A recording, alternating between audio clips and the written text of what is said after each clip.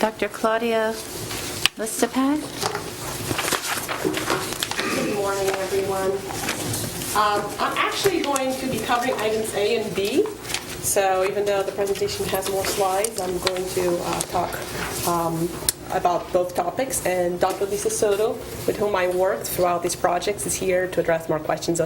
We thought it was more efficient to flow it all together.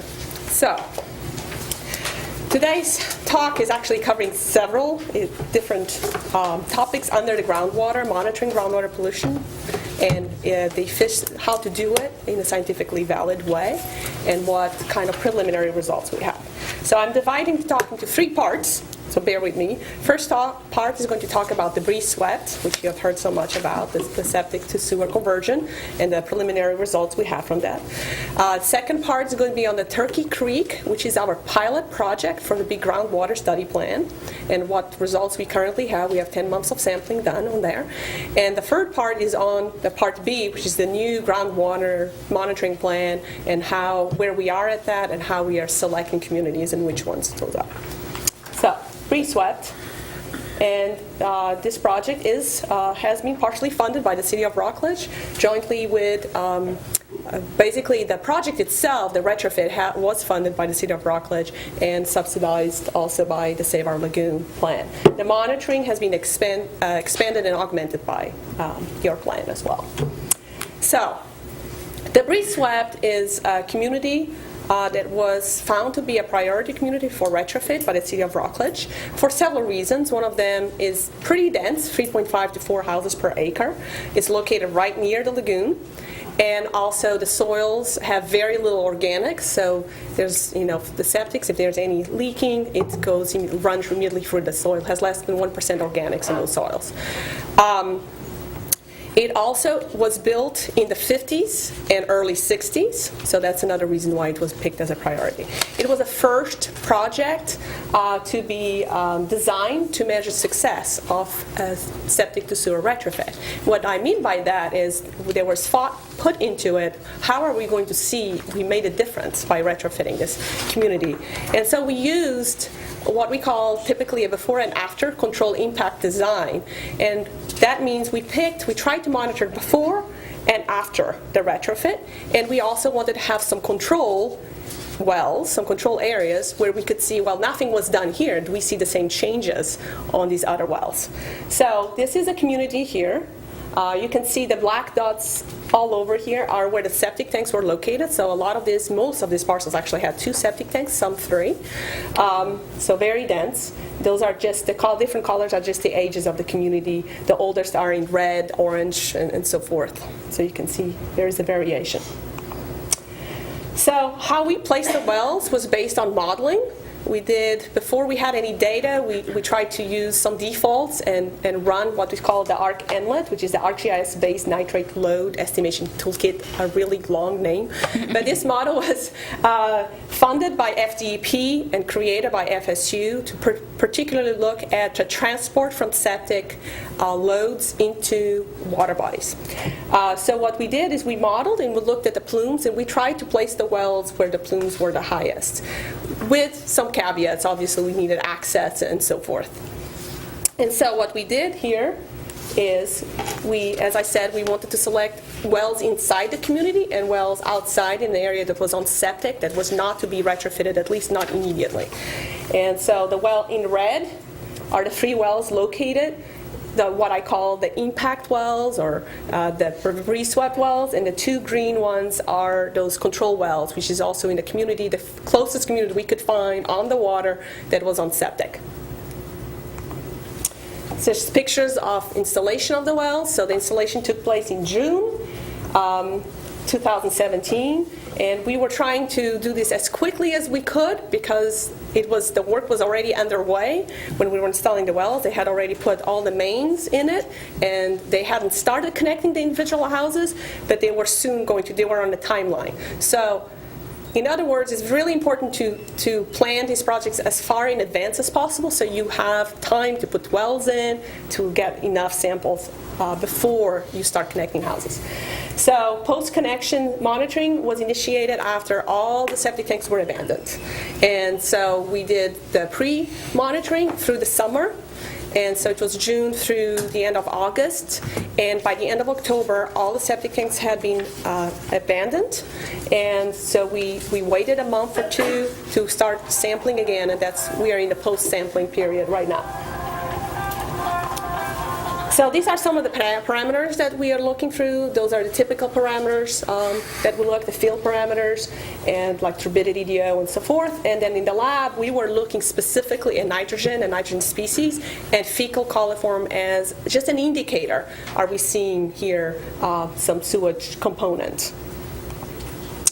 And see, these are some of before and after results, and this graph I know is has a lot of things in it, so I go through it. So what I'm showing here is the two lines. One line, the blue line, is the wells inside BreezeSwept, so think of those impact wells, and the red line is actually a reference wells. So what we see here are the different sampling events. So we had 6 sampling events before all the connections were done, and only 2 so far. So this is really preliminary. The post-sampling, I want to emphasize, we have only had 2 sampling events, January and March. And so those are the post-sampling events. So that's the dashed line breaks the before and after. Are there 2 reference wells? Are those the ones south of the area, your controls? Or? Correct. Those are the red. Those are the reference wells. So I want to point out that you see similar patterns, okay, in all of them. The important part here is that before, so we were monitoring this during the wet season.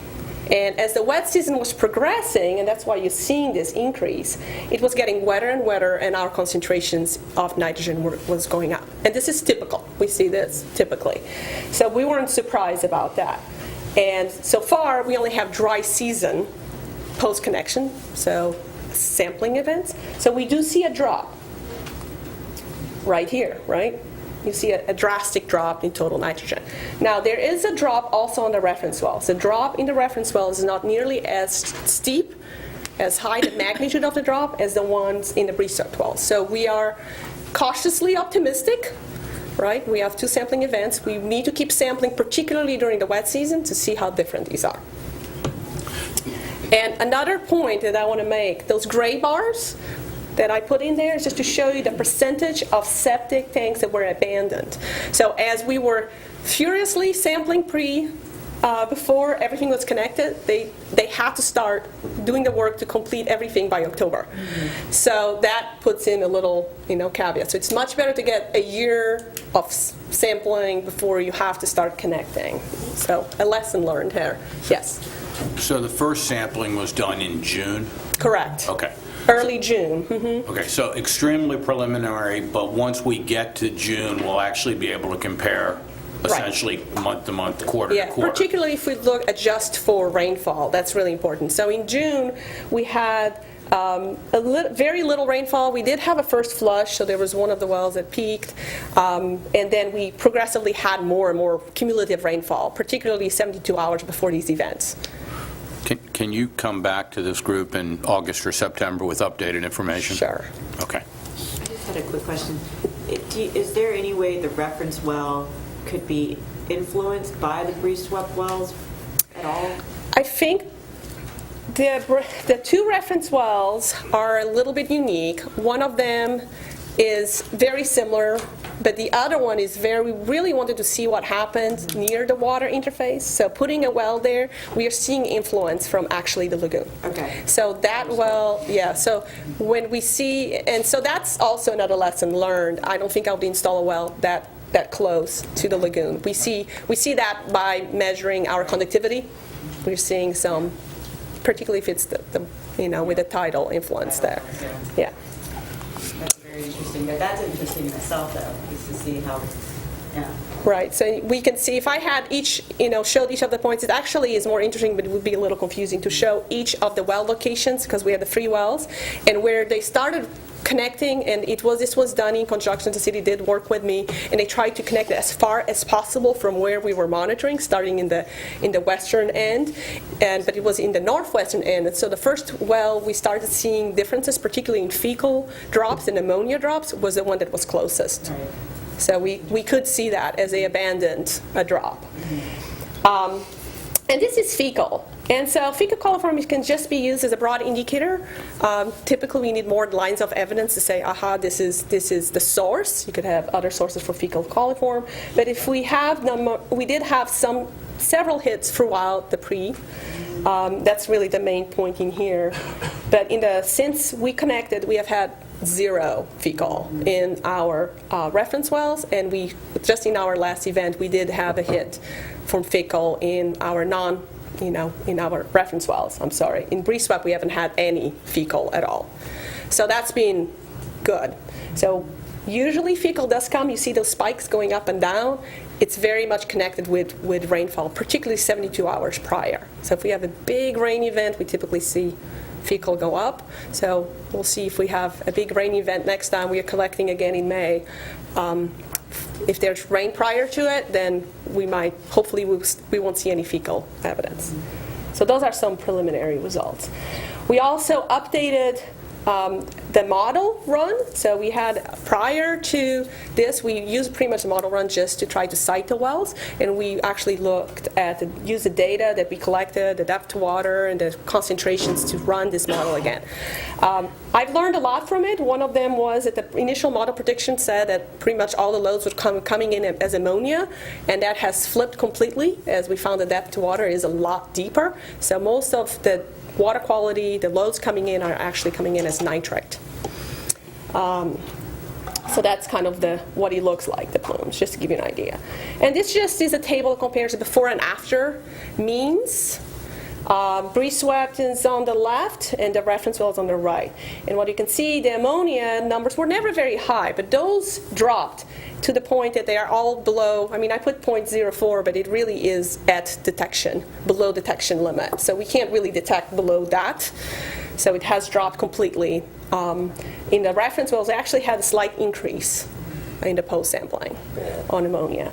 Nitrate, we had a huge drop, and that's what the model is predicting right now, and that's what we're measuring, and most of the loads are coming as nitrate. We had a drop of 1.94 milligrams per liter in nitrate in the 2 post-sampling events compared to the pre-sampling in BreezeSwept.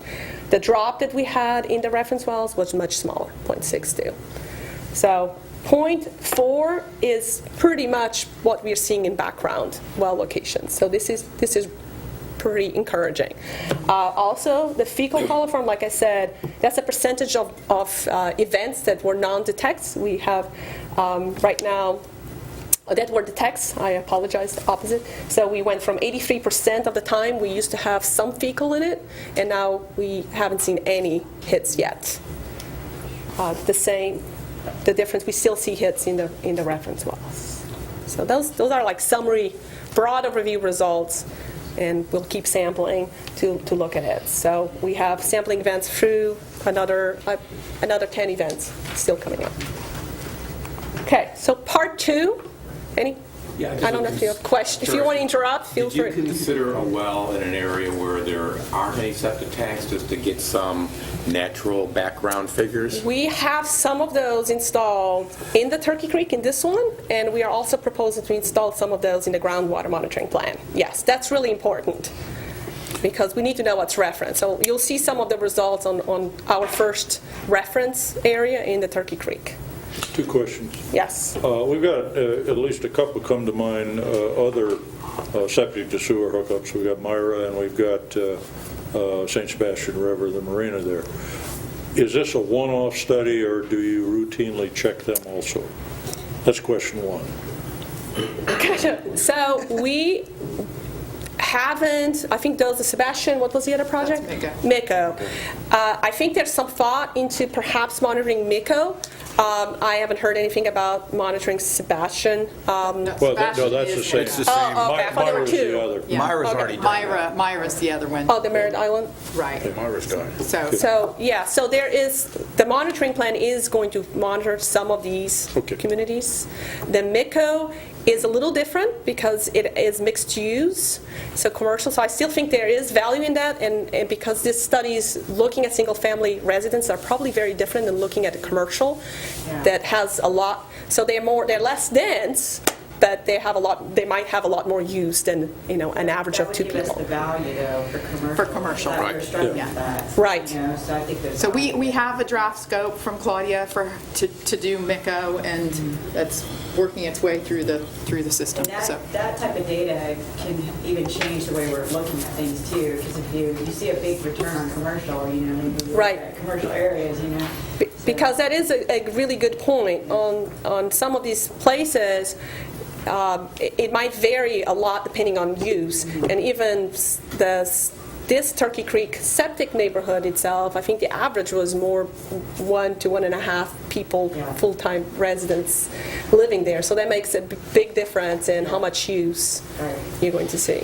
so mixing up the type of residential and the commercial, just the type Yeah. of development. And the model predictions usually use an average of 2.1 or 2.2 people using on a single family, totally different than what you would expect from a commercial. Right. There's really no modeled data for it. Yes. Second question, a Sorry. quick comment Those first. two If questions. you're going to look at commercial, you may want to look at heavy metals too. Second question, one of the primary tools we use in looking at septic issues in the plan is distance from the river, from the shoreline. Is there anything in this monitoring, or could there be anything in this monitoring to validate that number and to see if our benchmark is rock solid, or we ought to move it further away, or what have you? And again, it looks like that would also be a function of soil type and elevation and stuff like that. Yes, and I actually- We're into thesis areas now, but Right. Actually, the groundwater monitoring plan is looking at all those Okay. and going Thank through you. a process of prioritizing. And yes, I think that monitoring enough of these communities will give you a better sense of what is most important. Distance, soil type. I mean, there's several soil-related variables that have impact in the modeling.